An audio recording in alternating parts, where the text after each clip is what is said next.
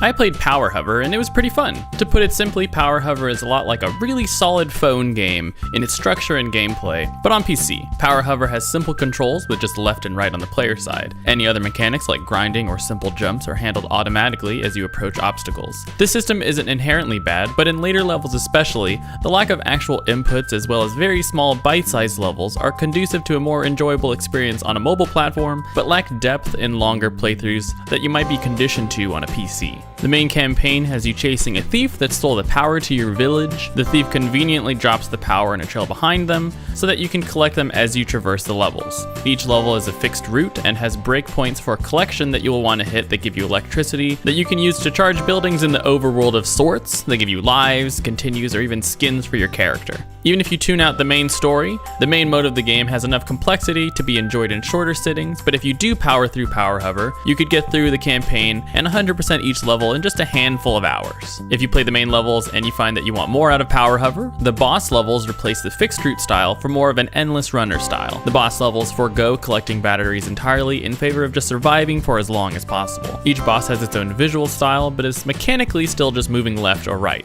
In one level, it's left or right in a hallway, in another, it's left or right in a cylindrical tunnel. To make these levels more interesting, the boss levels have some kind of leaderboard support, so on top of just beating endless levels, you can pseudo-compete against others in it as well. The actual leaderboard support is somewhat lacking as you can only see your current rank from the overworld menu and not any time in the actual run. This means you'll have no idea if the time ahead of you is seconds ahead or hours ahead, since the run is endlessly randomly generated. Regardless, any of the individual level bosses represent more replay value than all of the core levels put together. If you find that you want more out of Power Hover than just the main boss levels, there are also challenge levels. These are their own endless runner style levels with their own gameplay spins, like battery collecting on an endless pipe, playing from a different perspective, or even no collecting at all on a windy Rainbow Road style level with no guardrails. At times, these challenge levels feel like they're so far removed from the core game, specifically challenge level 2 with its isometric camera. Regardless, they do offer more replay value to what is a very content-light game. Every challenge level also has leaderboard support, but suffers from the same problems that the boss levels do,